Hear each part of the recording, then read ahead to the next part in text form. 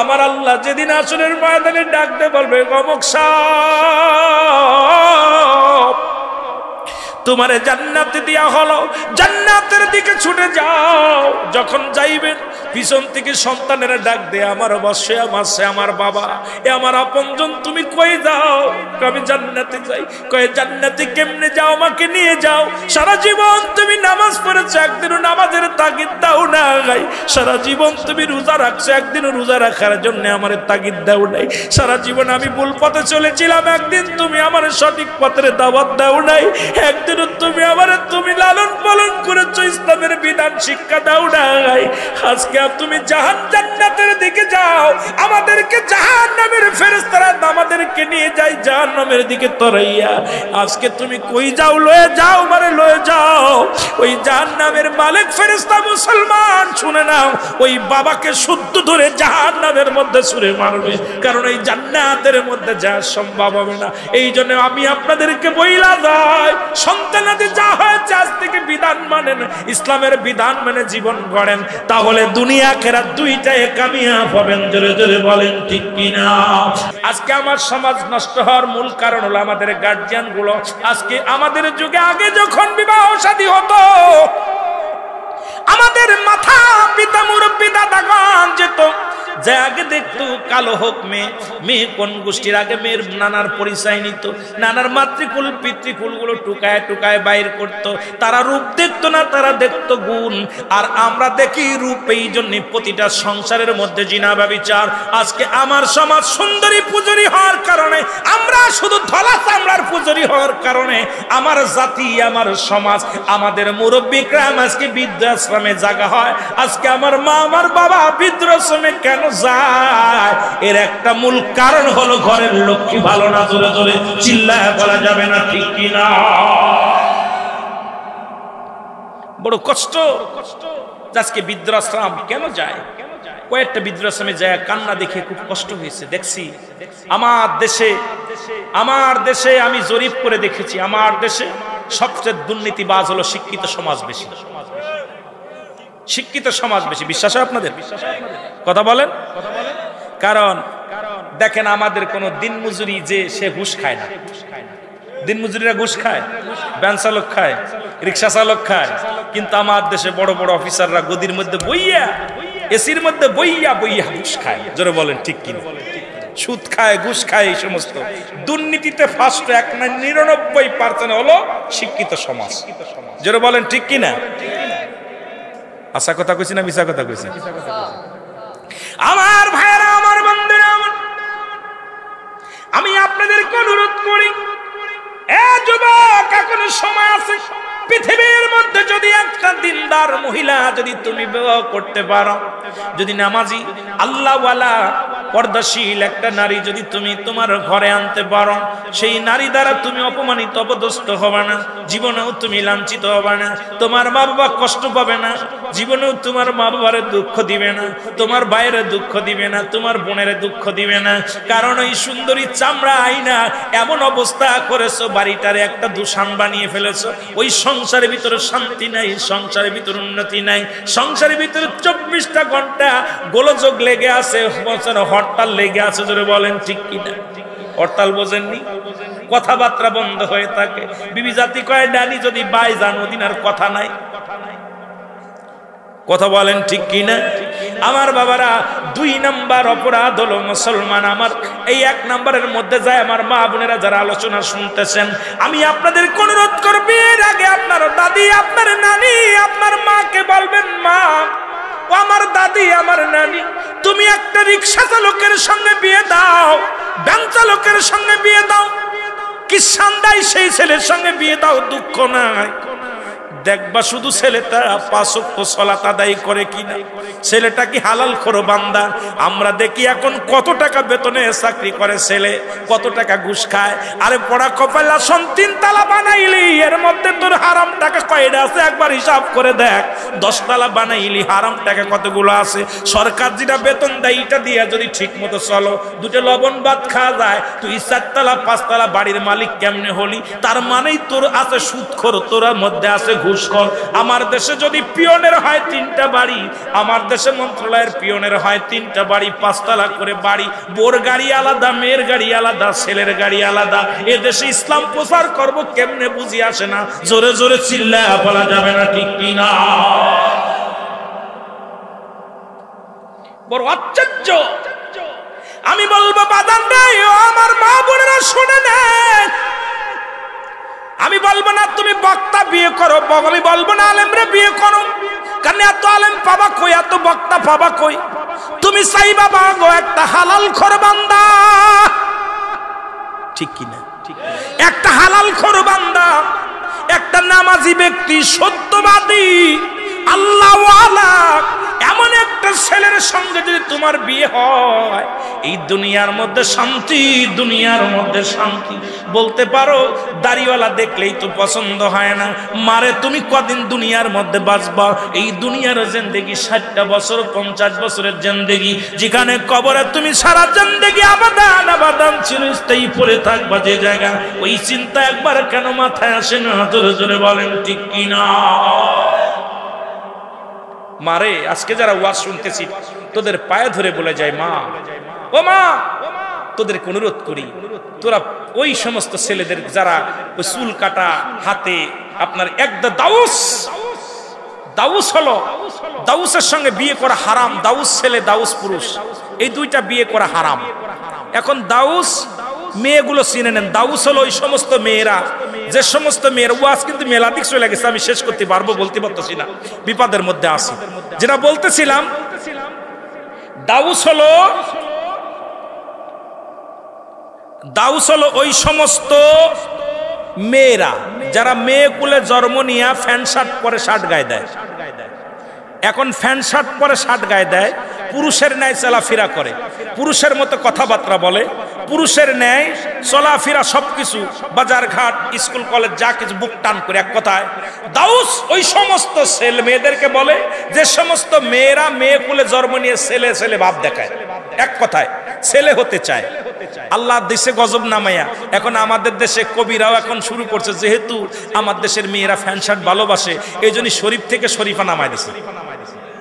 কতক্ষণ ঠিক কিনা? আমাদের দেশের আইটা চিন্তা করছে, তোদের আর কষ্ট করে ফ্যান শার্ট পরা লাগবে না, কেমনে কেমনে মহিলা থেকে পুরুষ হওয়া যায়, আর পুরুষ থেকে কেমনে মহিলা হয়, এটা আমি বুঝাই দিতেছি। বইয়ের মধ্যে খুব সুন্দরভাবে লেখা দিছে, তোরা দেখবি, ভালো লাগছে না? এখন সেরি মানুষ সেরা হয়ে গেছে, সেরা থেকে সেরি হচ্ছে, সেরি থেকে সেরা হচ্ছে, আর সেরা থেকে সেরি হচ্ছে। জোরে বলেন ঠিক কিনা? শরীফ থেকে শরীফা। কথা কয় না কেন? কথা কন না কেন? এখন আমাদের খেলা শুরু হয়েছে। এখন যারা কবি আছে, আমরা পড়েছি, আল্লাহ তুমি রিজিক দাতা, নাম তায় রজাক, সব প্রাণীকে দাও গরুজি, দাও তায় খরাক, তোমার তারিফ তোমার গানে, জেগে উঠে বরবিয়ানে বিলে ছিলে মাঠে রুজি, পাই যে পাখির ঝাঁক, মৌমাছিরা গুনগুনিয়ে যাই যে কাজে, গান শুনিয়ে পিঁপড়ারা পায় খুঁজে হার, কঠিন শ্রমে ময়দানে। আপনার কত সুন্দর সুন্দর কবিতা পড়েছি। আর এখন হলো ওই যে শরীফ শরীফা কেমনে হবে, কেমনে স্ত্রীলিঙ্গ পুরুষলিঙ্গ হবে, এটা আল্লাহ দেখাই দিছে আপনাদের উত্তর। আপনার কি যে আপনার নোয়াখালীতে একটা বাচ্চা জন্ম নিছে, উভয় লিঙ্গ নিয়ে, 2টা লিঙ্গ নিয়ে, পুরুষ এবং স্ত্রী 2টা লিঙ্গ হয়েছে। এই আপনার নোয়াখালীতে, বেশি দূরে না। ওই যে নাম জানে, আমি তার মিডিয়া তো গাড়াগাড়ি করি না। আল্লাহ দিছে গজব লাগায়, তারা শরীফাও হবে শরীফও হবে, একটারে 2টা বানাইছে, শরীফাও বানাইছে শরীফও বানাইছে। যেহেতু তুরা হতিস আছে, আমি বানাই দিই। এখন খেলা দেখবি তুই কেমন খারিস। যারা বলেন ঠিক কিনা? কথা কয় না কেন? শরীফ শরীফা একটারে বানাই দিছে, তোর আর ওই হদ কষ্ট করে হদ দরকার নেই, আমি বানাইতেছি, আল্লাহ পাক দিছে বানায়া। আল্লাহু আকবার বলেন না, আরো জোরে। মুসলমান গভীর মনোযোগ। দাউস ওই সমস্ত ছেলেরা, যে সমস্ত ছেলেরা ছেলেগুলো জন্ম নিয়ে কান ফুরায়, নাক ফুরায়, গলার মধ্যে সোনার চেন দেয়, হাতের মধ্যে বালা দেয়। এক কথায় মহিলা হতেছে। আমার দেশে অনেক বিদেশি ছেলেরা বাড়ি আইয়া গলায় সোনার চেন নিয়ে ঘোরে, হাতের মধ্যে বালা দিয়া ঘোরে, কানের মধ্যে দুল নেয়, কানের মধ্যে দুল নিয়ে উন্না টানে। এখন মহিলারা উন্না টানা বাদ দিছে, সেরিরা এখন উন্না নাই, সেরার গড়ায় উন্না। এখন সেরাকে দেখবেন, উরি বাবারে বাবা, ঢাকার টাউনে গেলে অন্যান্য টাউনে খালি সেরাদের গাড়ি খাওয়া উন্না। ঘটনা কি রে? হুজুর এখন আমার লাভার যে আছে ও তো আর পড়ে নাই, আমিই পড়া শিখতেছি। কত বুঝেননি? তামাম দেশের অবস্থা অবস্থা খুব ভয়ঙ্কর, অবস্থা খুব ভয়ঙ্কর। আমার বন্ধুগণ শোনেন, ওই সমস্ত দাউসের পিতা মাতা বিনা হিসেবে জাহান্নামে যাবে, জাহান্নামে যাবে, জাহান্নামে যাবে। দাউসের পিতা মাতা হজ কবুল হবে না, দাউসের পিতা মাতার নামাজ কবুল হবে না, দাউসের পিতা মাতার দান সদকা কবুল হবে না, দাউসের পিতা মাতা এ দুনিয়াতেও শান্তি, পরপারেও শান্তি, কবরেও শান্তি। দাউসের পিতা মাতাকে বিনা হিসেবে জাহান্নামে দিয়া দিবে। এখন এই রকম ছেলে মেয়ে যারা আছে, এগুলো কি আজকে বাড়ি যে তাদেরকে ত্যায্য করা জায়েজ আছে কিনা? আপনাদের দুটো পায়ে ধরে বলি, এইরকম ছেলে এইরকম মেয়ে থাকলে আজকে বাড়ি যাইয়া রাত ভরে ডিসিশন নেবেন বিবির সাথে বলে যে রুল আমিন সাহেব তো বলছে ছেলে মেয়ে দাউস হইলে তার বাপ মা জাহান্নামে যাবে। এখন তো ছেলে তো লাইনে আসলো না, মেয়ে তো আর লাইনে আসতেছে না, কি করা যায়? এখন সকালবেলা ডিসিশন নিয়ে ডিসি অফিসে যাই একটা এফিডেভিট করে তারে ত্যায্য করে দিবেন। ওই ছেলে মেয়েরে একবার এফিডেভিট করে দিবেন, ওই ছেলের দায় দেখতে আপনি না। ওই মেয়ে যদি বাঁচতে চান, জাহান্নাম থেকে বাঁচতে চান, জাহান্নাম থেকে বাঁচতে চাইলে ছেলেকে মেয়েকে পরিত্যাগ করেন। কারণ আল্লাহ পাক রাখছে আমানত, আমানতের খেয়ানত করার অধিকার আপনার নাই। জোরে বলেন ঠিক কিনা? জোরে বলেন ঠিক কিনা? আমার ভাইরা, আমার বন্ধুরা, আমার যে কথা বলতেছিলাম, যে কথাগুলো বলতেছিলাম, 2 নাম্বার অপরাধ, 2 নাম্বার অপরাধ আমার বাবার। সে আমার একটা ভালো নাম দেয় নাই, একটা ভালো নাম দেয় নাই। এই নামের গুণেও কিয়ামতের ময়দানে অনেক বান্দা পার হয়ে যাবে, অনেক বান্দা পার হয়ে যাবে, বান্দি পার হয়ে যাবে। ওই নামের ওসিলায়, ওই নামের গুণে অনেক মানুষগুলো পাপ থেকে বেঁচে যাবে। আল্লাহ তাআলা সুন্দর একটা নাম রাখার ব্যবস্থা করে দিক প্রতিটা মানুষের। কারণ বান্দা যখন দুনিয়ার মধ্যে আগমন করবে, বান্দি যখন দুনিয়ার মধ্যে আগমন করবে, সুন্নাতে রাসূল হলো 7 দিন পরে ওই সন্তানের নাম আকিকা করে সুন্দর একটা নাম রাখতে হবে।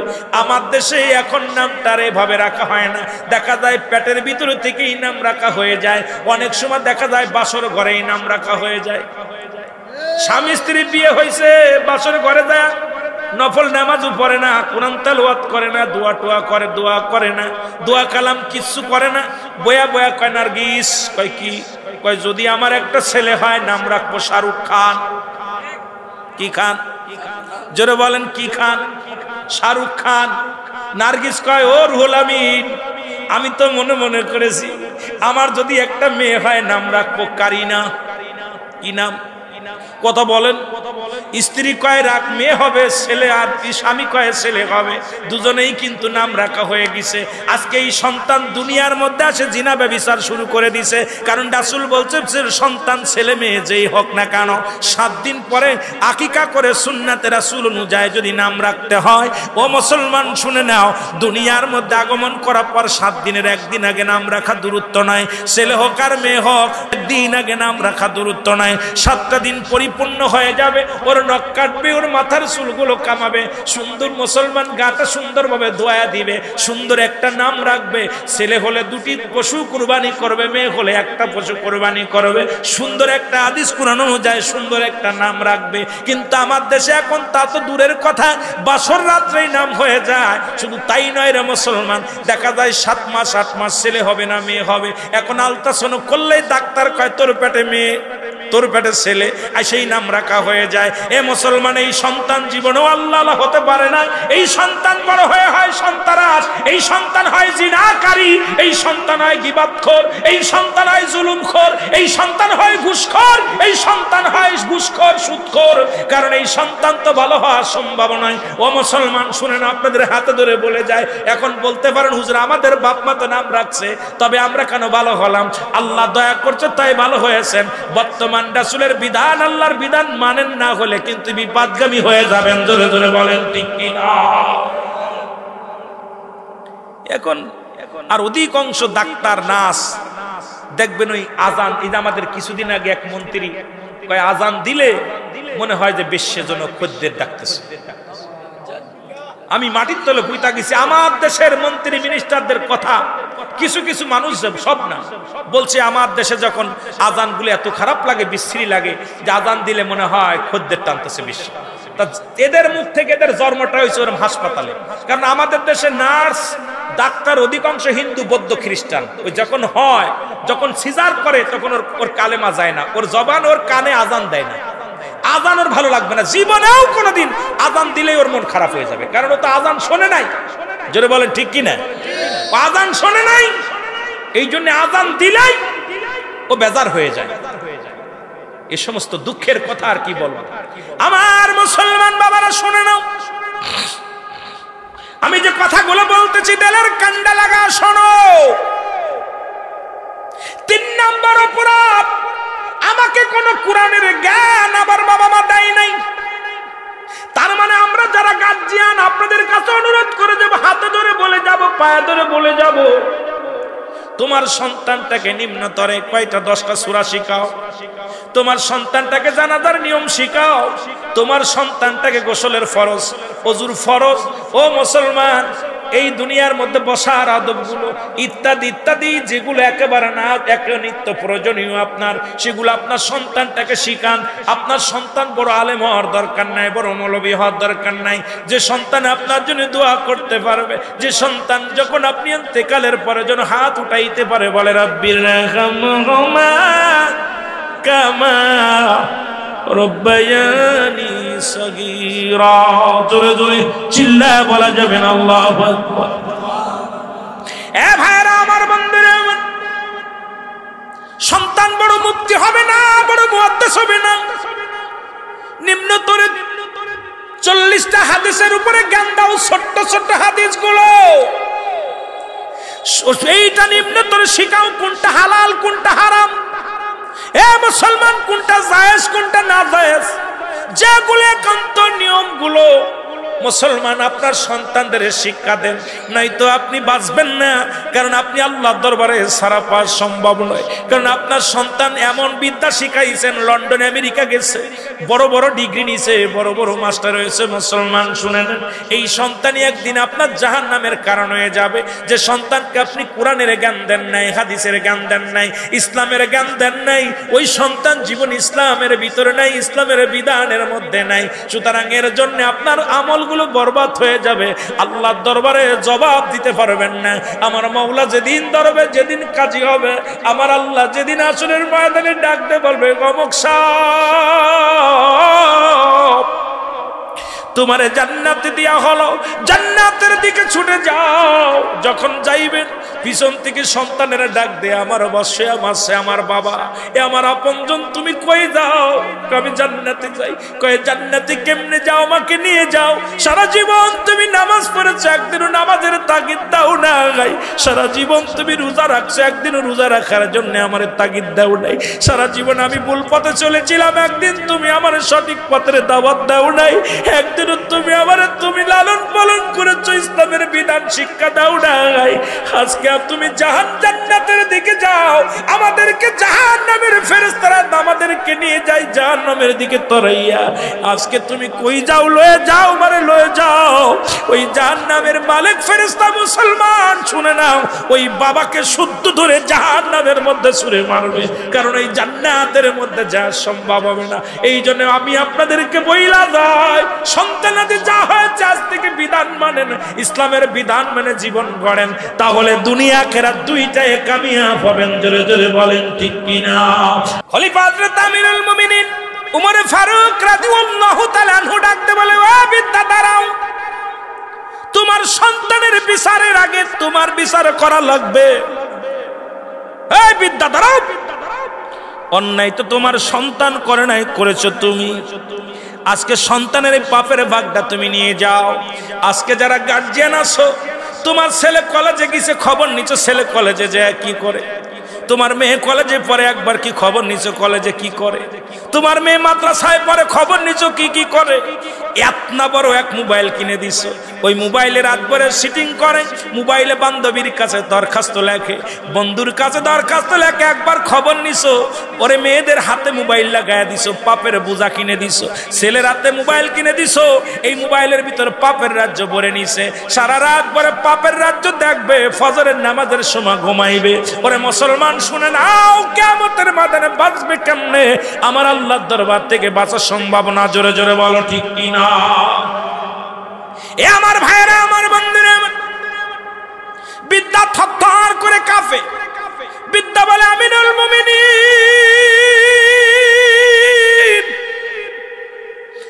আমাকে একটু সুযোগ দিন, আমার আল্লাহ যেন আমার মাফ করে দেয়।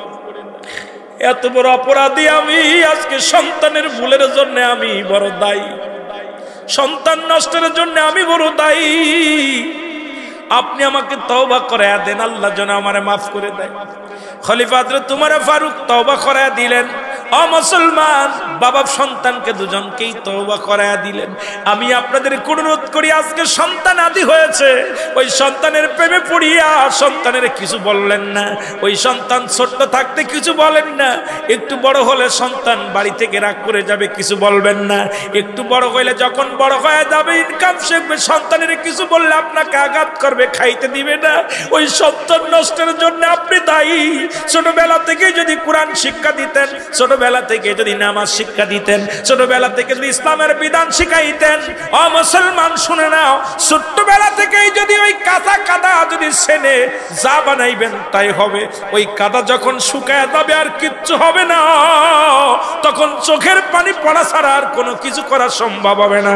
এই জন্য আমি আপনাদেরকে বলি, যাদের সন্তান আদি আছে, আজ থেকে তওবা করবেন, বাড়ি যেয়ে শুরু করবেন। সন্তান নামাজ না পড়লে তাগিদ দিবেন, তার পাতে ভাত দিবেন না, মেয়ে পর্দা না করলে তারে বাড়ি রাখবেন না। আমি আপনাদেরকে অনুরোধ করি, সন্তানের কারণেই যাবেন জান্নাতে, আবার সন্তানের কারণেই যাবেন জাহান্নামে, জোরে বলেন ঠিক কিনা? যেমন রাসূল পাক সাল্লাল্লাহু আলাইহি সাল্লাম বলেন, সাহাবীরা রে, তোমরা কি কবুলাদের সওয়াব পাইতে চাও? সাহাবীরা বললেন, ইয়া রাসূলুল্লাহ, ইয়া হাবিবাল্লাহ, কে বানা চায়? নবী বললেন, তোমাদের বাড়ি যাদের পিতা মাতা জিন্দা আছে, সালাম দিবা, আসসালামু আলাইকুম মা, আসসালামু আলাইকুম বাবা। তোমার আমল নামায় একটা করে কবুল হজরের সওয়াব লেখা হয়ে যাবে, জোরে বলেন মারহাবা। কয়টা? একটা করে কবুল হজের সওয়াব। সাহাবীরা বলে, হুজুর এই আমলটা যদি বেশ একাধিকবার করি? নবীজি বললেন, তোমরা যতবার করবে, যতবার আব্বা মারে দেখছেন, সন্তান ভালো সন্তান হইলে কত লাভ। আর সন্তান খালি একবার যে আপনার মারে যে আসসালামু আলাইকুম মা, আসসালামু আলাইকুম বাবা, তোমার আমল নামে একটা করে কবুল হজের সওয়াব লেখা হয়ে যাবে। সুবহানাল্লাহ বলেন না? আস্তে কইবেন না জোরে কইবেন? আরো জোরে কর না। আব্বা মারে সালাম দিছেন, কেডা কেডা দিছেন? হাত তুলে সত্যি কথা বলবেন, মিথ্যা বলবেন না। মিথ্যা বলবেন না, মিথ্যার কোনো কারণ দরকার নেই। আপনার আব্বা মারা সালাম দেন তো? বাড়িতে সালাম দেন, লজ্জা করে।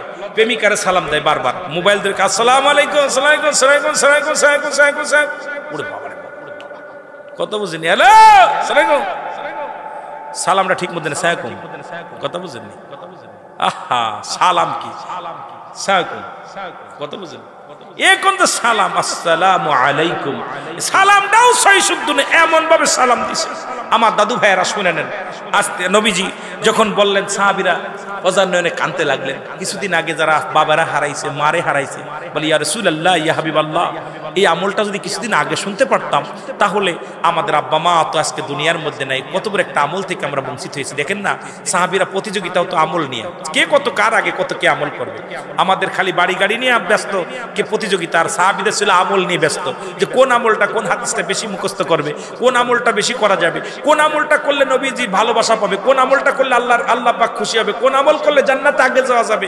এই প্রতিযোগিতা ছিল সাহাবীদের ভিতরে, জোরে বলা যাবেন আল্লাহু আকবার।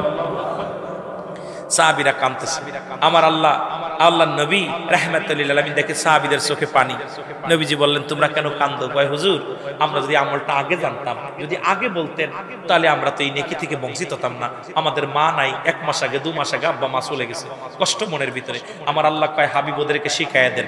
ওই যে আপনার আদম আলাইহিস সালাম দোয়া করেছিল নিজের জন্য, আর আমার আল্লাহ শিখায় আমার হাবিবরে তার বান্দা বান্দির জন্য। জোরে বলা যাবে না মারহাবা? আদম আলাইহিস সালাম বলে, রব্বানা যালামনা আনফুসানা ওয়া ইল্লাম তাগফির লানা ওয়া তারহামনা লানাকুনান্না মিনাল। আদম নবী বলে, আল্লাহ, আমি জালিমদের অন্তর্ভুক্ত গেছি, আমার তুমি ক্ষমা করে দাও।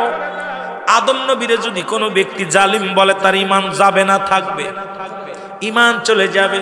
কারণ আদম নবীর কেউ জালিম বলার মতো ক্ষমতা নেই। কিন্তু আদম নিজেই বলছে, আল্লাহ রব্বানা যালামনা, ও আমার রব, ও আমার প্রভু, আমার আল্লাহ, আমি জালিমদের অন্তর্ভুক্ত হয়ে গেছি, আমারে ক্ষমা করে দাও।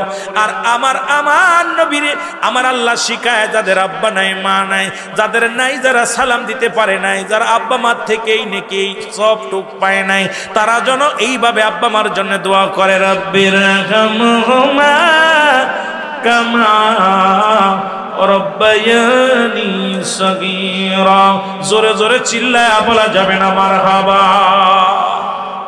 দেখেন না, নবীজি দোয়া শিখিয়ে দিলেন সাহাবীদেরকে। সাহাবীরাও পাগল হয়ে গেলেন আব্বা মার জন্য দোয়া করার জন্য। এখন এই দোয়াগুলো সন্তানদের শেখানোর দরকার আছে কিনা? জোরে বলেন আছে কিনা? আরো জোরে বলেন আছে কিনা? আমি আপনাদের কাছে করো জোরে দাবি করে যাব, বাবারা আমার, এখনো সময় আছে, এখনো সময় আছে। এখনো দুনিয়া থেকে যেহেতু আল্লাহ নেয় নাই, দুনিয়ার মধ্যে এখনো জিন্দা আছেন। প্রতিনিয়ত সন্তানদের সঠিক পথে চালানোর জন্য চেষ্টা করেন, সঠিকভাবে চালানোর জন্য চেষ্টা করেন। সুদ থেকে বাঁচান, ঘুষ থেকে বাঁচান, জিনা থেকে বাঁচান, ব্যভিচার থেকে বাঁচান, ভুল পথ থেকে ফিরান। কারণ এর জন্য দায়ী সরকার নয়, এর জন্য দায়ী এলাকার মহল্লার মানুষ নয়, এর জন্য প্রতিটা গার্জিয়ান দায়ী আমরা। কারণ আমাদের সমাজ, আমাদের জাতি নষ্ট হয়ে যায়। ও যুবক ভাইয়েরা শুনে নেন, আমি আপনাদেরকে বলে যাই, সময় আর বেশি নয়। কারণ কখন যেন মালাকুল মউত চলে আসে, কখন যেন ধরা পড়ে যায়। এই পৃথিবীর মধ্যে কে আগে যাবে, কে পরে যাবে, কেউ বলতে পারি না। এই দুনিয়ার মধ্যে আসার একটা সিরিয়াল আছে, যার কোনো সিরিয়াল নয়। দেখা যায় দুনিয়ার মধ্যে সন্তান জিন্দা, বাবা নাই। সন্তানের লাশ বাবার কাঁধে, বাবার লাশ সন্তানের কাঁধে। এই পৃথিবীর মধ্যে সন্তানের লাশ যে বাবাই কাঁধে নিচে, সেই বাবাই জানে সন্তানের লাশ কত ভারী। যে সন্তান তার বাবার লাশটা কাঁধে নিছে, ওই সন্তানের জিগাইবেন পৃথিবীর মধ্যে সন্তানের লাশটা কত ভারী, বাবার লাশটা কত ভারী। পৃথিবীর মধ্যে লাশ বহনকারী ব্যক্তি জানে, এই পৃথিবীর মধ্যে লাশ বহনকারী ব্যক্তি জানে তার বাবা মায়ের লাশটা কত ভারী। ওই লাশ নিয়ে চলতে পারে না, ওই লাশের গাড়ি নিয়ে চলা সম্ভব হয় না। এই জন্য আমি আপনাদেরকে বলে যাই, পৃথিবীর মধ্যে 3টা বিপদ। এই 3টা বিপদ আমাদের আগে শুধরাতে হবে রে মুসলমান। 1 নম্বর বিপদ হলো মানুষের মরণ। 2 নম্বর বিপদ হলো মুসলমান কবর। 3 নম্বর বিপদ হলো কিয়ামতের ময়দান। একটার পর একটা বিপদ। এই মরণের পেয়ালা পান করতে হবে, এর মধ্যে কোনো সন্দেহ নাই। কত রাজা, কত বাদশা, আদম থেকে শুরু করে আমার নবী রাহমাতুল লিল আলামিন পর্যন্ত, এই পর্যন্ত কত পয়গম্বর, কত নবী দুনিয়ার মধ্যে আগমন করলো, কত উম্মতের আগমন করলো, কেউ দুনিয়ার মধ্যে নাই। আপনি আমি চলে যাব, থাকার জায়গা নয়। 1 নাম্বার হলো মরণ। এই মরণের পেয়ালা পান করতে হবে। আর পৃথিবীর মধ্যে আসার সিরিয়াল আছে, যার কোনো সিরিয়াল নাই। যে কোনো মুহূর্তে আপনাকে আমার আল্লাহ নিয়ে যেতে পারে। এই পৃথিবীর মা ছেড়ে চলে যেতে হবে। সবচাইতে সহজ মৃত্যুটার কথা আমি বলে যাই, যেটা খা মুসলমান, আটা সেনিয়া খামির বানাইয়া এর মধ্যে যদি একটা চুল পড়ে, এই চুলটার টান দিয়া বাইর করলে যেমন আটার ভিতর থেকে সে বাইর হয়ে যায়, তদ্রূপ পৃথিবীর সবচেয়ে ইমানদারের মৃত্যুটা সেইতে সহজ হয়। আর সেই মৃত্যুটা হলো মুফতি মুসলমান আমজাদ আলী সাহেব কিতাব লিখলেন, কিতাবের নাম বাহরে শরিয়াত। এই কিতাবের মধ্যে লিখতে যা বললেন, দুনিয়ার মানুষ শোনো, 70টা তাজা উটের গায়ের চামড়া জবাই না করিয়া উল্টো দিকে টান দিয়া লবণ আর মরিচ লাগা দিলে যতটুক যন্ত্রণা হয়, এর চাইতে 70 গুণ যন্ত্রণা হলো একটা সাধারণ মৃত্যু। এখন অনেকেই মরণকালে পায়খানা করে দেয়, অনেকেই মরণকালে প্রস্রাব করে দেয়, অনেকেই মরণকালে মুসলমান জিহ্বা বাইর হয়ে যায়, চোখ দুটি বড় বড় হয়ে যায়। তাদের মৃত্যুটা কত কঠিন হয়। কত মানুষের জানাজা পড়লা, কত মানুষের কাফন পরাইলা, কত মানুষের চিরবিদায় করে দিলা। আমি একটা অনুরোধ করবো আজকে এলাকাবাসীদের কাছে, মুসলমান আজকে এই বেকি গ্রামবাসীদের কাছে আমার করজোরে একটা দাবি করে যাব, কখন যেন মৃত্যু এসে যায়, কখন যেন মালাকুল মউত এসে যায়। এক নাম্বার আমাদের প্রস্তুতি থাকা লাগবে মরণের জন্য। আল্লাহ যেন আমাদের সহজ মৃত্যু দেয়। জোরে জোরে বলেন আল্লাহু আকবার। এক নাম্বার হলো বিপদ হলো মরণ। পৃথিবীর সব আয়াত অস্বীকার করতে পারবেন, একটা আয়াত অস্বীকার মধ্যে কোরআন শরীফের মধ্যে কুল্লু নাফসিন যায়কাতুল মউত, প্রতিটা প্রাণীর মৃত্যু স্বাদ। কথা বলেন না কেন? গ্রহণ করতে হবে। রাসূল বলে লা ইয়ামুত। আল্লাহর মাহবুব বান্দা যদি হতে পারেন, তাহলে দুনিয়া থেকে কবর জগৎটা আরো সুন্দর, মৃত্যুটা অনেক সুন্দর। পৃথিবীর মধ্যে ওই মালাকুল মউত প্রত্যেকটা মানুষের কাছে আসবে, প্রতিটা মানুষ ইমানদারের কাছে আসবে, বেঈমানদের কাছে না। ওর উপর থেকে তার আজরাইলের জান্ডা, আজরাইলের মাথা থাকবে আকাশে, জমিনের মধ্যে থাকবে পা। আজরাইল সবার জান কবাস করতে দুনিয়ার মধ্যে আসবে না। এই আজরাইল আলাইহিস সালাম এমন একটা রূপ ধারণ করবে, এমন একটা চিৎকার মারবে, এমন একটা গর্জন মারবে ওই আকাশ থেকে, তখন ওই রুহটা বদরুহটা বাইর হয়ে যাবে এই দুনিয়ার মধ্যে। আমার বাবারা গভীর মনোযোগ। এই জন্য মানুষ যখন মারা যায়, ভালো মানুষ মারা গেলেও তাড়াতাড়ি দাফন করতে হয়, খারাপ মানুষ মারা গেলেও তাড়াতাড়ি দাফন করতে হয়। যখন কোনো ভালো মানুষ মারা যায়, ইমানদার ব্যক্তি মারা যায়, এর ভিতরে একটা ইফেক্ট পড়তে পারে, এটা খারাপ দৃষ্টি পড়তে পারে। এই জন্য ওই ব্যক্তি আমল করছে ভালো, আমল দুনিয়ার মধ্যে ইমানদার নেককার বান্দা, কিন্তু মরে যাওয়ার পরেও এমন একটা মানুষ, এমন একটা কর্ম হলো যা দ্বারা গুনার ভাগটা তার ভাগ্যে যে পড়তে পারে। এই জন্য তাড়াতাড়ি তাকে বিদায় করতে হবে। খারাপ মানুষ মারা গেলে তাকে তাড়াতাড়ি বিদায় করতে হবে, কারণ এই খারাপ আত্মা যখন বাইর হয়ে যায়, এর একটা প্রভাব এলাকার মধ্যে পড়ে।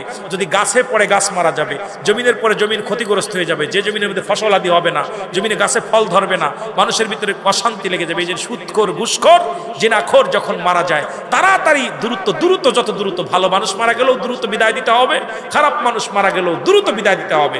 কারণ হলো যাতে করে ভালোটার কাছে খারাপ কিছু না আসতে পারে, খারাপটার কাছে ভালো কিছু আপনার ওই খারাপটা আরো যেন প্রভাব যেন আরো বেশি না করতে পারে। কথা বোঝেন আমাদের? কিন্তু আমাদের দেশে তো 4 দিন 5 দিন 3 দিন ধরে থুয়ে দেয়, থুয়ে দিয়ে আর মাইকিং কইরে, আরে মৌলবীরা রে অমুক মারা গেছে, মনে জানাজা যত লোক বেশি হবে তত মনে সব বেশি হবে। সারা জীবন অন্যায় করছো, সারা জীবন রাসূলের সঙ্গে দুশ্মনী করছো, আর গোমায় শোয়া দিয়া বিসমিল্লাহি ওয়া আলা মিল্লাতে। কথা কয় না কেন?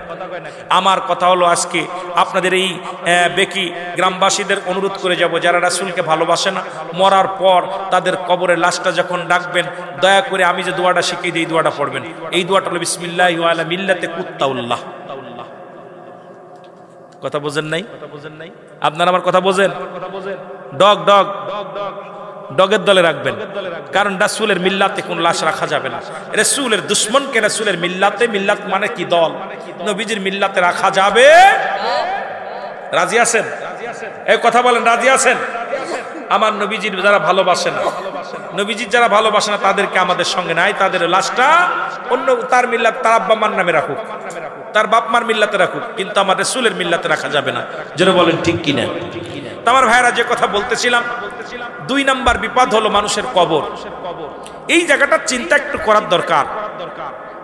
এই জায়গাটার চিন্তা, ও বাবা বাইজে গেছে 10টা, ভয় করে বক্তা কখন আসবে, এই চিন্তা থাকে, ওয়াজ নষ্ট হয়ে যায় অনেক সময়। ঘড়ির দিক তাকাবো না, বক্তার দিক তাকাবো না, নিজের কথা বলবো।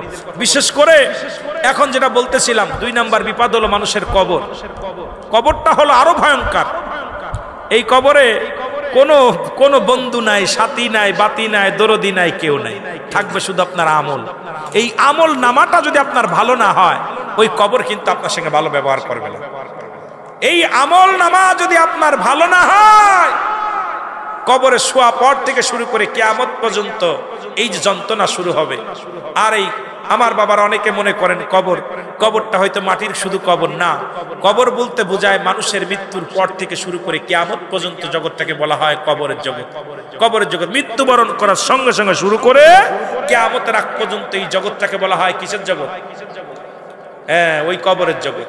এই কবরের জগৎটা সুতরাং অনেকেই আগুনে পুড়ায় দেয়, মনে হয় যে কবর তো দেয়নি, ওরা পাপ হবে না। অনেক হিন্দুরা মনে হয় একবারে শেষ করে দিচ্ছে, আত্মারের বানানো হবে না, শুধু আল্লাহ পাক হুকুম দিবে কুন আর ফায়াকুন। এই পৃথিবীটা যেমনি বানাইছে আমার আল্লাহ, এমনি আবার আসলে বানাইবো আপনারে আমারে। আমার মতো সলিমুদ্দি কলিমুদ্দিরে বানাইতে আমার আল্লাহ সেকেন্ড লাগবে না, শুধু হুকুম দিবে আর হয়ে যাবে। জোরে বলেন ঠিক কিনা? আরো জোরে বলেন ঠিক কিনা? এই জন্য আমি আপনাদেরকে অনুরোধ করে যাব, যে সমস্ত ভাইয়েরা এখনো আপনারা 3 নাম্বার বিপদ হলো হাসরের ময়দান, কিয়ামতের ময়দান। এই ময়দানটা হলো সবচেয়ে বড় বিপদ, হলো 3 নাম্বারটা। প্রথমটা যদি আপনার ভালো হয়, দ্বিতীয়টা আরো ভালো হবে, দ্বিতীয়টা যদি ভালো হয়, তৃতীয়টা আরো ভালো হবে। আর প্রথমটা যদি কষ্ট হয়, দ্বিতীয়টা আরো কষ্ট, তৃতীয়টা আরো কষ্ট, তৃতীয়টা আরো কষ্ট। এই জন্য আমি আপনাদেরকে অনুরোধ করে যাব, আপনাদেরকে হাতে পেয়ে ধরে বলে যাব যে আমার ভাইয়েরা এখনো সময় আছে। ওই 3 নাম্বার ময়দান, যেদিন হাত সাক্ষী দিবে, পা সাক্ষী দিবে, এই হাতের আঙ্গুলগুলো কি হবে? সব মুখ জবান খুলে যাবে, পায়ের জবান খুলে যাবে, হাতের জবান খুলে যাবে। এই কি হবে? আপনার চোখ মুখে কথা বলবেন না, বসেন, সমস্ত অঙ্গ প্রত্যঙ্গ দিয়া সাক্ষী হবে। হাত, এই 5টা নখ আপনার বিরুদ্ধে সাক্ষী দিবে, চোখ আপনার বিরুদ্ধে সাক্ষী দিবে, পা আপনার বিরুদ্ধে সাক্ষী দিবে। আসরের ময়দানে কিন্তু বাঁচা সম্ভব না। আপনি মুখ দিয়ে বলা লাগবে না, সমস্ত অঙ্গ প্রত্যঙ্গ আপনাকে নিয়ে বলবে যে আমি এটা করছিলাম, আমি এটা করছিলাম। হাত বলবে এই হাত দিয়ে চুরি করেছিলাম, মুখ বলবে এই মুখ দিয়ে গাঁজা মদ খাইছিলাম, চোখ বলবে এই চোখ দিয়ে বেগানা মহিলা দেখেছিলাম, পা বলবে এই পা দিয়ে আমি হেঁটে গান শুনতে গেছিলাম। মানে সমস্ত অঙ্গ প্রত্যঙ্গ আপনার বিরোধিতা করে সব মুখ খুলে যাবে, জবান খুলে যাবে, হাতের জবান খুলে যাবে, পায়ের জবান খুলে যাবে, চোখের জবান খুলে যাবে, কানের জবান খুলে যাবে, শুধু মুখ দিয়ে না, সব জায়গা দিয়া। সুতরাং এই দেশে যাওয়ার আগে আমাদের তৈরি হওয়ার দরকার আছে কিনা? জোরে বলেন আছে কিনা? আমি অল্প একটু আপনাদের কষ্ট দিব, যেহেতু 10টায় আমার সারার কথা, 10টা 10 বেজে গেছে। একটু আমাদের মাহফিলে, এই মাহফিলে আগামী বছর হোক, আমরা চাই কি চাই না? জোরে বলেন চাই কি চাই না? আমার ভাইয়েরা বলছে একটু আপনারা যদি কেউ দিতে চান, দয়া করে 2-4 হাজার টাকা, 500 টাকা যদি কেউ দেন, দোয়া করে যে আপনাদের জন্য আমাদের বক্তা আসবে, মৌলানা ফরিদি সাহেব আসবেন। উনি সুন্দর আলোচনা, আলোচক, উনি আলোচনা করবে। আজকে আমি যেটুকু কথা বলেছি, অনেক কথা ছিল কিন্তু বলার নিয়ত ছিল, কিন্তু সময়ের সঙ্গে স্বল্পতার কারণে আমি আলোচনার মূল ধারায় যেতে পারি নাই। যেটুকু বলেছি আল্লাহ আমাদেরকে আমল করার তৌফিক দান করুক। সকল বলুন আমিন। আরো জোরে বলেন আমিন। বাবারা আপনারা দয়া করে কেউ একটু আলোচনা ভিতরে যদি কেউ যান, ভিতরে যাবে না, এমনি যাবে, ভিতরে যাবে না, একটু দয়া করে আপনারা একটু কালেকশনটা করে দিলে আমার ভাইয়েরা বলছে, যেহেতু আপনারা 10 লাঠি 1 বোঝা, কবরবাসীদের স্মরণে, ঠিক কিনা? তুমি কেমন করে ঘুমাও মানুষ ফজর করে কাজা, এখনো এমন তো হতে পারে জোহরে জানাজা। যে কোনো মুহূর্তে আপনার আমার জানাজা হয়ে যেতে পারে। আপনাদের অনুরোধ করবো, যদি কেউ পারেন 1 ভাই 200 টাকা দিচ্ছে, আল্লাহ কবুল করুক, জানে মাল বরকত দান করুক, কঠিন ব্যাধি মাফ করুক, বালা মুসিবত দূর করুক, সবসময় সমাধান করুক, না তামুল নামে যেটা জান্নাত দান করে, যদি বলেন আমিন। আর কে আসেন? তাদের একটু আসেন বাবা, আপনারা নিয়ে আসেন, টাকাটা নিয়ে আসেন। ভিতরে জানাই কমিটির লোক কই? ভিতরে যান, একটু ভিতরে যান, ভিতরে যান ভাইরা।